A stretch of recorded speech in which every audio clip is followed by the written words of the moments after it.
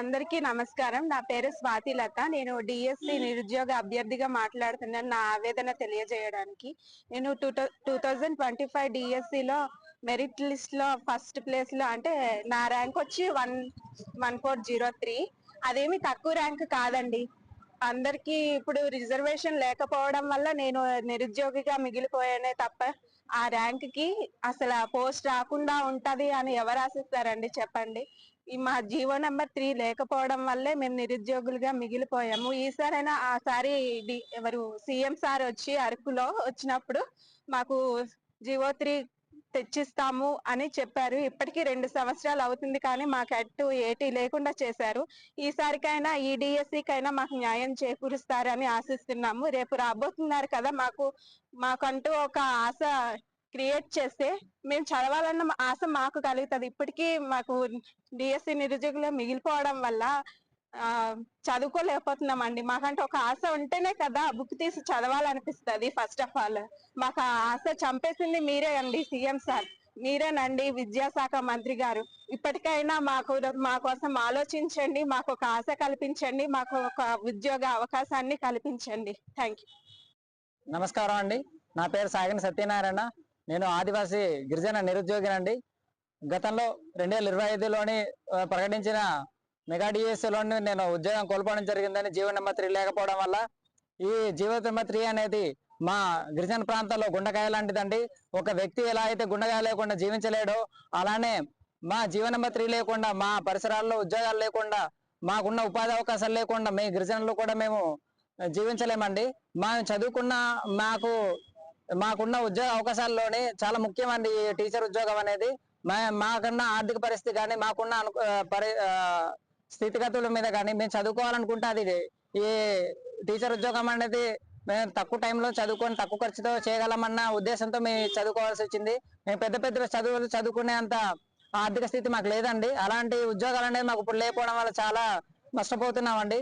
అలానే మన సీఎం చంద్రబాబు నాయుడు గారు అరకు సభలోని కానీ పోయిన సంవత్సరం ఆగస్టు 9వ తారీఖున ప్రకటించినట్లు ఆదివాసులకే 10% రిజర్వేషన్ కల్పించి వాళ్ళకి న్యాయం చేస్తామని వాళ్ళు ప్రకటించడం జరిగింది. మీ మాట ప్రకారమే మాకు హామీ అది ఆ మాట అనేది మీరు అమలు చేసినట్లయితే మాకు ఎంతో సంతోషం సార్. మీ 2025 మెగా డిఎస్లో మేము ఎంత నష్టపోయామో ఇంకా మళ్ళీ అలాంటి అన్యాయం అనేది రానున్న డిఎస్సిలో కానీ రానున్న నోటిఫికేషన్లో కానీ మాకు జరగకూడదని ఈ నిరసన చేయడం జరుగుతుంది సార్. కావున మా మీద దయ ఉంచి వీరంత వరకు మాకు జీవో నెంబర్ 3కి ప్రత్యామ్నాయ జీవో కానీ లేకపోతే చట్టం కానీ చేసి మాకు మేలు చేస్తారని చెప్పేసి కోరుకుంటున్నాం సార్. నా పేరు సాగిన ధర్మన్పడాల్, ఆదివాసీ స్పెషల్ డిఎస్సి సాధన కమిటీ జిల్లా కన్వీనర్ పాడేరు. ఈ రోజు పాడేరు ఐటీడీఏ ముందు 24 గంటలు నిరాశన దీక్ష నిర్వహిస్తా ఉన్నాం.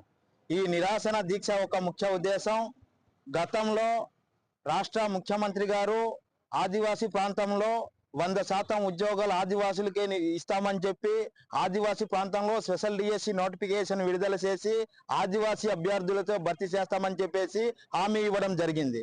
కాబట్టి ఈ హామీ వెంటనే అమలు చేయాలని చెప్పేసి మేము డిమాండ్ చేస్తూ ఈ రోజు ఈ నిరాశన దీక్ష అనేది నిర్వహిస్తా ఉన్నాం.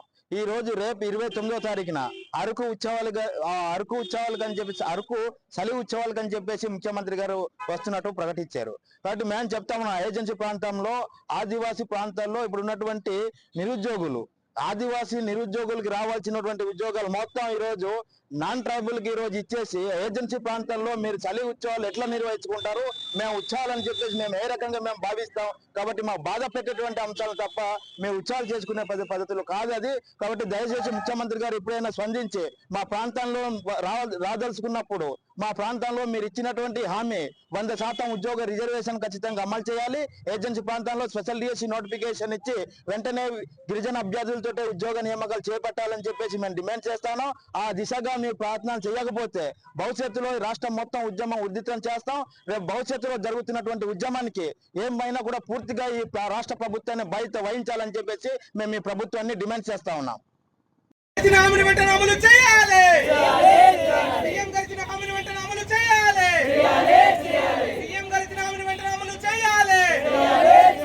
గిరిజన ప్రాంతంలో ఉద్యోగ నియామక చట్టం చేయాలి.